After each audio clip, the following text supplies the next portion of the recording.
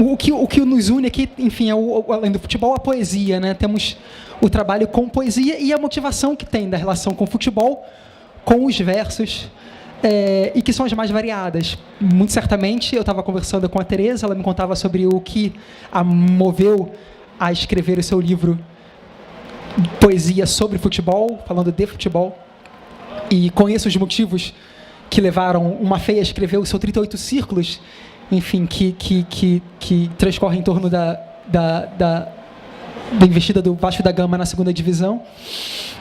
Cada um dos jogos, a risada do professor, enfim. Mas eu gostaria justamente que vocês pudessem falar sobre isso, né? Enfim, para começar falando sobre suas obras, o que vocês já produziram e sobre essa relação, o que moveu, né? O que fez essa passagem.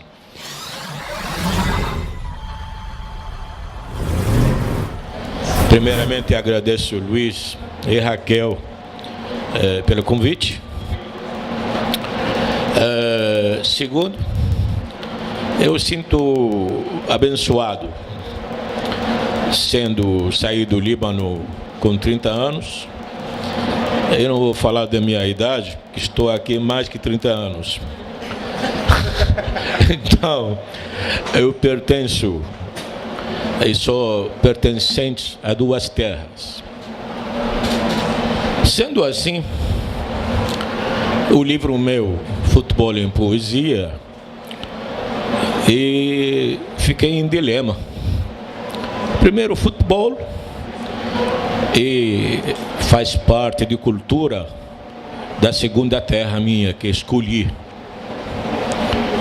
junto com samba e carnaval. E a poesia, por incrível que pareça, faz parte da primeira terra. Como o futebol é muito importante no Brasil, você vai nas livrarias, nas primeiras, no vitrine, livro do futebol. Aí eu fui lá na Saraiva, onde eu encontro com a querida Tereza, declamando poesia. Eu falo, cadê os livros de poesia? Não, escondidos embaixo, numa coluna embaixo. Bom, no Líbano, uma terra da Arábia, qualquer livraria você entra, livro da poesia na vitrine. E depois vem romance, outra coisa. Mas por que isso? E na verdade faz parte da cultura. Como aqui o futebol, um palco, motivo para ascensão social, lá a poesia é símbolo da ação social. Como meu pai era poeta, apesar era coronel, mas ninguém me dava importância a ele como coronel, como a importância como poeta. E aí eu sonhava pequenininho, meu pai me levava a lugares. Será vou ser poeta um dia? Eu juro, que sonho de cara. Mas isso aí volta, se a gente vai fundo à história. E os árabes, na fase pré-islâmica, faziam competição de poesia. Cada tribo vai lá uma vez por ano, levam cada tribo poeta. E estão concorrendo com a gente aí com a escola de samba, nota 10, nota 5, nota 3. E os vencedores, os poemas deles são suspensos no muro da Kaaba, o templo mais sagrado. E quando uma tribo briga com outra tribo, ela deve ter advogado. Esse advogado, poeta. Ele era o defensor, ele era promotor, acusador, ele tudo. Ele é mais importante, para ter uma ideia, é considerado mais importante do que o chefe da tribo. E quando aparece numa tribo um poeta, festas e celebrações, como se fosse um prêmio. E o profeta Muhammad, para divulgar a mensagem dele, foi criticado poeticamente. E ele, no Alcorão, mandou todos os poetas para o inferno. Mas o que ele fez paralelamente? Ele apontou um poeta para defender o Islã. Porque lá, se qualquer coisa, alguém você critica poeticamente, o Globosat, o verso vai por todo lugar. Uma vez um poeta cego entrou numa tenda. E esse aí foi agredido. Botaram comida para ele, bebida, comeu tudo. Ele falou: o que você tem de filho? Falou: tenho 7 filhas solteironas. Mas ninguém quer casar com eles, ninguém. São feias. Falou: deixa comigo. Saiu, fez um poema. Isso aí é verdade, não é fictício. Elogiando as virtudes das solteironas. Em um ano casaram todas. Quer dizer o seguinte: a poesia, por incrível que pareça, é uma parte da cultura árabe. Ascensão social, cultural, seja que for. Uma vez tem um embaixador, essa é famosa essa história, sírio, no Brasil, chama-se Omar Aburish. Uma vez foi convidado para Dia da Independência, década de 50, e eu era pequenininho, tinha 7, 8 anos, na escola. Aí tinha primeiro-ministro, poema para lá, poema para cá, tudo poesia. Dos cursos, tudo poesia. Aí chegou a vez de esse embaixador Omar Aburish, em lugar de elogiar o governo Lula, Dilma da vida, ele fez um poema criticando o governo. O primeiro-ministro mandou o soldado prender ele. Aí improvisou 2 versos, paralisou o soldado. Aí, mesma noite, manifestação, milhares na rua. Dia seguinte caiu o governo. Um poema. Esse é o que estou falando para você, é o seguinte, que é poesia.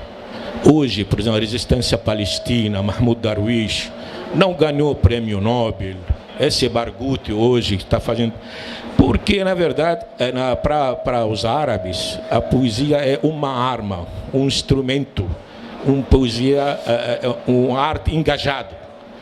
Então, não é arte por arte, não é poesia por poesia, não existe. Toda a ideologia é ideológica, mas deve ser poesia também, não? Senão fica discurso. Bom, por causa desse abençoado, eu queria juntar os dois. E, na verdade, esse livro não saía sem 2 fatores importantes que devo falar. Primeiro, o livro do Arnaldo Nogueira, que aprendi muito sobre Garrincha, sobre os Pelé, que não assisti eles jogando. E segundo, a querida Teresa, que ela é pioneira no livro dela, que aprendi muito, me falou, me deu uma olhada que pode fazer sobre futebol, porque eu estava assustado, escrever só sobre futebol, mas o livro dela deu sucesso, então por que não?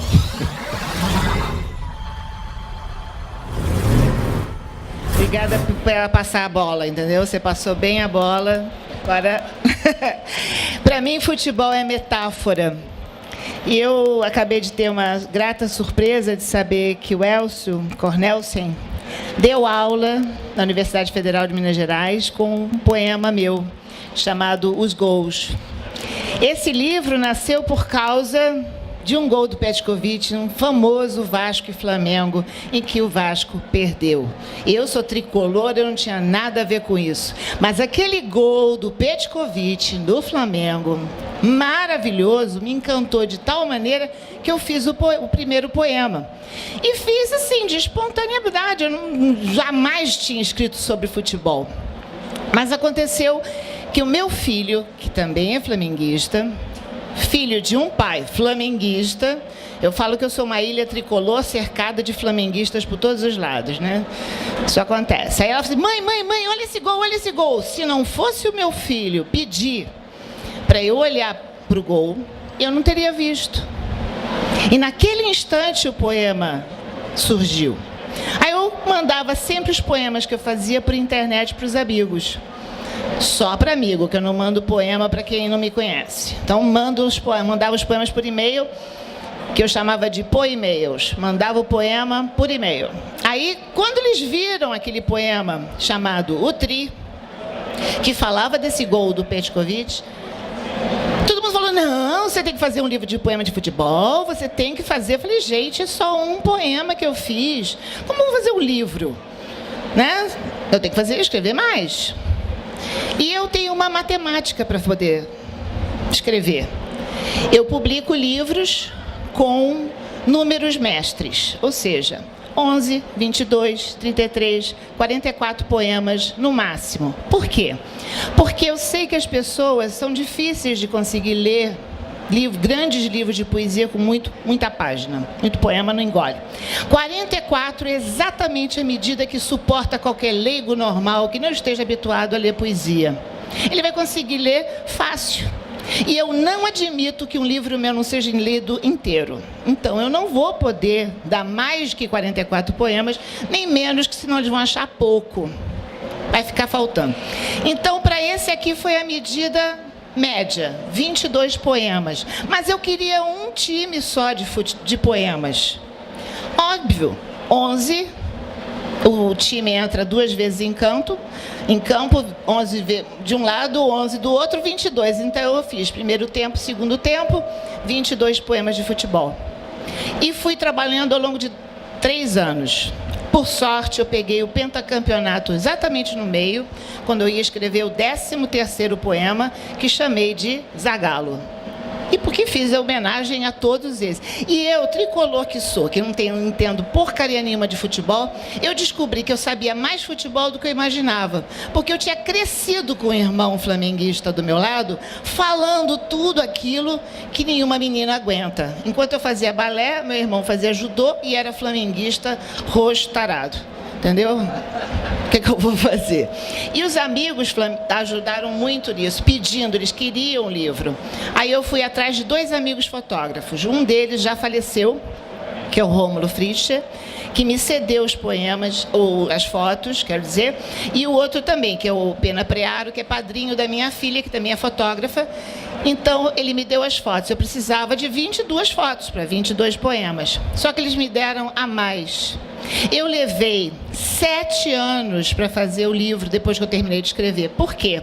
Porque todo mundo dizia que eu não podia publicar. Ah, não, seus poemas não são sobre futebol, isso não interessa. Imagina, são fracos os seus poemas. Eu falei, mas não é para ser fraco nem forte, é para ser o que é. Se tinha uma galera dizendo publica, publica, publica, eu ouvi a galera. Eu não fui nos cartolas. Porque os cartolas, o marido, o amigo de infância, todo mundo dizia para não publicar. Então eu não dei bola para os cartolas, puxei o tapetão, falei, não, agora eu vou publicar sim, e lancei. Em 2010, está dando microfonia aqui, em 2010, no meu aniversário, 10 de julho, na Copa de 2010, mudou, legal. Essa Copa, lancei numa banca de jornal no Roxy. O Júlio, que está aqui, é o meu fotógrafo, que estava lá fotografando o lançamento. E comemorei o meu aniversário, que era o penúltimo dia da Copa, e com os poemas de futebol. Para mim, foi uma experiência inédita. E você me perguntou uma coisa ótima. Você me perguntou uma coisa, quando a gente se apresentou, ele falou assim, você tem outro livro sobre futebol? Eu falei, gente, eu vou ter que escrever um 2º livro de futebol. Porque é uma pergunta recorrente. E tem gente que faz cara de nojo e fala assim, você só escreve sobre futebol? Eu falo, nojenta você, mulher. Porque as mulheres acham horrível. Como é que você gosta tanto de futebol? Eu falei, gente, não é questão que eu gosto de futebol, eu falo sobre futebol. É diferente. E na poesia, como você bem disse, cabe tudo. a gente vai... Você falou isso, né? Eu estou muito feliz de saber que você deu aula com um poema meu. A poesia faz isso, ela caminha, ela vai embora. O meu livro pode estar na Rússia, não interessa. E essa é a força da poesia. Se eu tenho 17 livros de poesia publicados, é graças justamente à força da poesia. E tem gente que fala assim, uma amiga me perguntou, quando é que você vai lançar um livro de verdade? Eu olhei para a cara dela e falei, o que você quer dizer, livro de verdade? Um romance. Eu falei, nunca, né, meu bem, porque eu não escrevo romance, eu escrevo poesia. Aí, só para pagar a língua, publiquei esse ano um livro sobre Capitu, que eu não chamo de romance, ele é um mini romance, na verdade, são 22 capítulos, mas eu dou voz a Capitu para poder se defender. Porque esse é um outro trabalho meu de poesia. Dar voz às mulheres da história ou da literatura que não tiveram chance de falar. As mulheres dos jogadores, aquelas que estão por trás aguentando eles em casa. Mais ou menos sobre isso. a Marta também. Hã? A Marta do futebol, melhor. Não, as mulheres do futebol, sim. Mas elas só começaram... Exatamente. Um livro começa exatamente... Os livros começam assim, eles começam com um indício, um poema, uma ideia. Realmente faltou, depois que eu fiz esse, falar sobre as mulheres do futebol. É o próximo. A todos e todas, a todas e todos, né? Pois bem, a minha história mais ou menos é a seguinte, né? Eu escrevo, sobretudo, poesia, eu sou sobretudo poeta, antes de tudo poeta. Ainda que o livro que me represente aqui seja um livro de contos, né? Mas eu sou sobretudo poeta. E o meu primeiro livro é de 2006. E o meu primeiro livro de poesia reúne mais ou menos, boa parte do que eu escrevi até lá, até editá-lo, né? Portanto, até 2006, chama-se A. E ali é um livro de poemas, não é um livro de poemas sobre futebol, um livro de poemas, um livro de poemas, digamos, híbrido, o livro Híbridos os Poemas. Mas lá há uma série de poemas baseados em futebol, mais 2. A série de poemas é a partir da Copa de 2010, chama-se Copa do Mundo 2010, o livro é de 2006.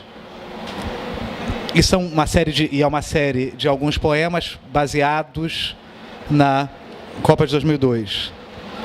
E além deles há 2 poemas, uma série que é uma série, digamos assim, marginal, paralela, chamada Overlapping. E são os poemas Overlapping 1 e 2, um inspirado a partir do David Beckham, outro inspirado no Thierry Henry. E esse é meu primeiro livro. Meu segundo livro de poemas chama-se, editado em 2008, aqui em 2009 em Portugal, chama-se Telefunken. E Telefunken é uma palavra neste livro que se encontra dentro de um poema chamado Nelinho. E o poema começa dizendo: foi no televisor Telefunken que eu vi o gol do Nelinho no jogo 3º lugar da Copa de 78 Brasil-Itália. E esse livro, Telefunken, tem a continuação da série Overlapping do primeiro livro, Overlapping 1 e 2 no primeiro livro, Overlapping 3 e 4 no segundo livro, Overlapping 3 e 4, um poema inspirado no Gennaro Gattuso, outro inspirado na Marta, que é a camisa 10 da Seleção Brasileira de Futebol Feminino, né?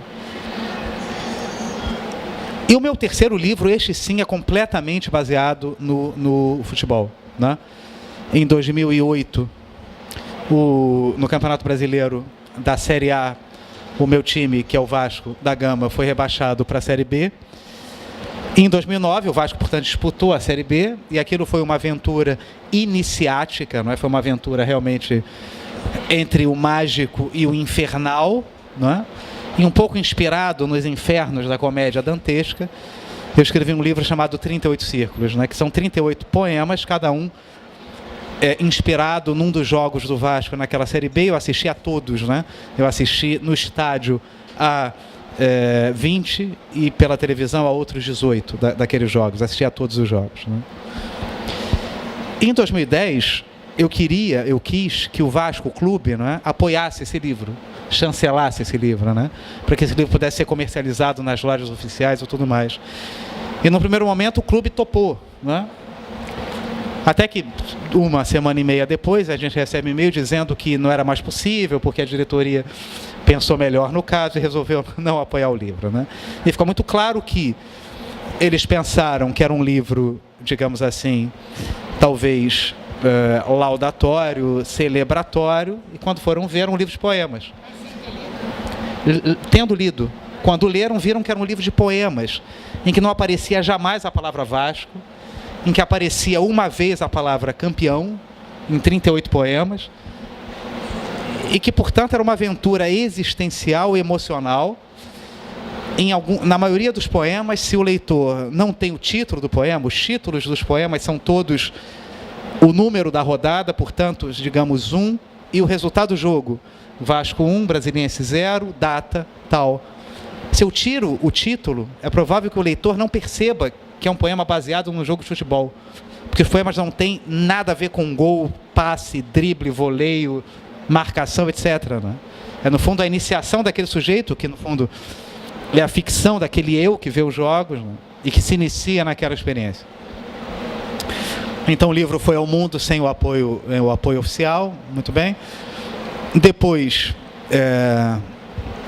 agora, o meu livro, que no fundo passa a ser uma obra mais conhecida, digamos assim, do público em geral, é este livro aqui que está em minha mão. Chama-se Contos da Colina, não é um livro de poesia, é um livro de contos, que eu escrevi com os luxuosos parceiros Ney Lopes e Maurício Murat. A ideia é a seguinte, é muito simples e muito provocativa, né? Ao invés de investigar o futebol, e nesse ponto vocês são meus irmãos, vocês vão entender, ao invés de investigar o futebol pela perspectiva filosófica, sociológica, histórica, investigar o futebol pela perspectiva ficcional. E aí decidimos escrever 12 contos, 11 dos quais ficcionando um grande ídolo da história do Vasco.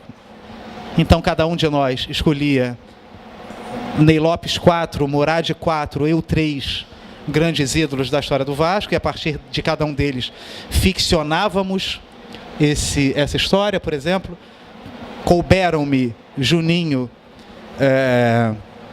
Danilo Alvim e Barbosa. Aliás, eu vim trajado de Barbosa. Essa camisa é uma réplica da camisa do Barbosa, em homenagem a ele, em homenagem, não é? Que eu fiz ao Barbosa no Contos da Colina. E a partir da personagem criávamos um conto, uma ficção.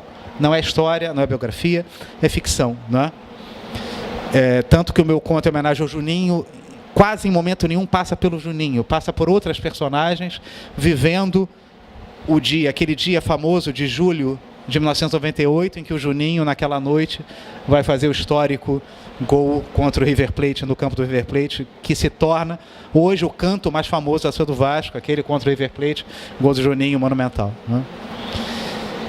E eu fiquei com 3 jogadores, porque o 12º conto é uma homenagem à torcida do Vasco, e foi uma grande brincadeira que eu fiz com os Lusíadas do Camões, né? Quer dizer, que no fundo é a minha outra obsessão. Se eu tenho algumas obsessões na vida, para além dos meus amores, né, da minha mulher, do meu filho e do Vasco, é o Camões, né? Então, a minha vida, no fundo, se resume aos meus amores e ao... Né?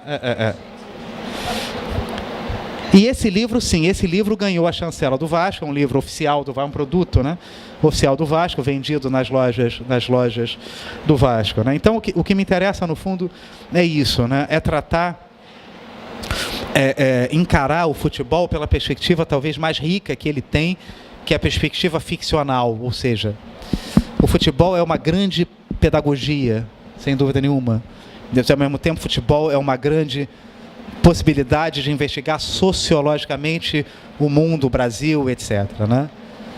Mas, para além disso, o que me parece que às vezes falta um pouco dentro de uma perspectiva brasileira do futebol, né, é enxergar o futebol primeiro por um viés que se encontra pouco dentro das abordagens brasileiras de futebol, que é o viés da derrota, ou o viés do fracasso, né? Por isso que o meu livro 38 Círculos é das obras que mais me orgulha ter escrito, porque é uma obra fracassada, ou seja, por mais que o Vasco tenha sido campeão daquela Série B, foi uma Série B.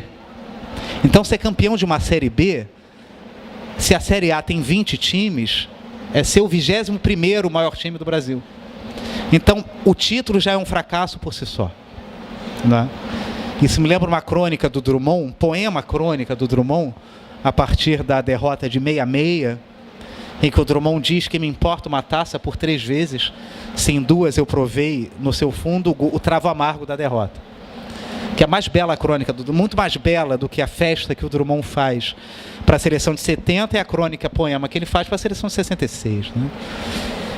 E por isso que eu gosto tanto do livro do Tainan e do Felipe, né? Porque é um livro que, de algum modo, imagine Zumbis na Copa, que de algum modo descortina o quanto o futebol pode ser sombrio, o quanto o futebol pode ser terrível, quer dizer, o quanto o futebol pode representar, e nós somos torcedores, e eu sou um torcedor de arquibancada, quer dizer, eu sou um torcedor de a-jogo, né? E, portanto, nós sabemos disso muito bem, o quanto o futebol pode ser aquilo que o Nelson Rodrigues disse numa das suas frases mais bem conseguidas, como dizem os portugueses, né? A paixão clubista é a mais feia, mais suja, mais tenebrosa das paixões, né? No certo sentido, desde ontem nós estamos lidando com o futebol como algo solar, bonito, luminoso, estético e tudo mais, mas há um outro lado, em que o futebol é absolutamente sombrio, é motivo de tristezas prolongadas, é motivo de desesperos terríveis, é motivo de brigas homéricas, que eu acho totalmente justificáveis, não é? Não há nada mais odioso que ver o inimigo celebrando a vitória sobre você. Eu acho isso um motivo absolutamente factível para você matar alguém, não é? Portanto, o futebol tem um lado realmente obscuro, terrível, negro, que lida com as nossas mais irracionais paixões, não é? Então, por isso que eu acho que, nesse momento, eu acho que eu ecoo um pouco a sessão anterior do Elcio, do Tainan e do Felipe, né? O futebol é um material riquíssimo para a nossa, de poetas, fantasia, né? Portanto, uma fantasia que é capaz de lidar com aquilo que nós temos, de mais horroroso, né? de mais terrível. Claro que o futebol é um pretexto fantástico para percebermos a cultura e para investigarmos lá. Por outro lado, é um pretexto também para investigarmos as zonas mais sombrias da nossa alma e do nosso ser, né? Portanto, nesse sentido, eu acho que, como poeta, né, estou dizendo, no fundo, é isso, né? Eu sou uma pessoa que ama poesia e ama futebol, e que escreve sobre as coisas que ama, né? Portanto, não tem como não convidar, eventualmente, e muitas vezes, o futebol como temática, né? E me parece que é preciso que nós investamos, né, cada vez mais na abordagem do futebol para além das sociologias, né? Ontem o Maurício Murad é o pioneiro da sociologia do esporte, do desporto no Brasil, né?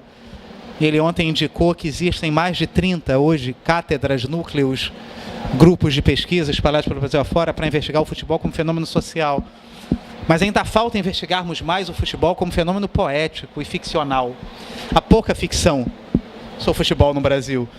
Há um Edilberto Coutinho aqui, há um livro como este acolá, há um Anzi ali, há uma Teresa acolá, mas há pouca abordagem ao enfrentamento do futebol por esse viés ficcional.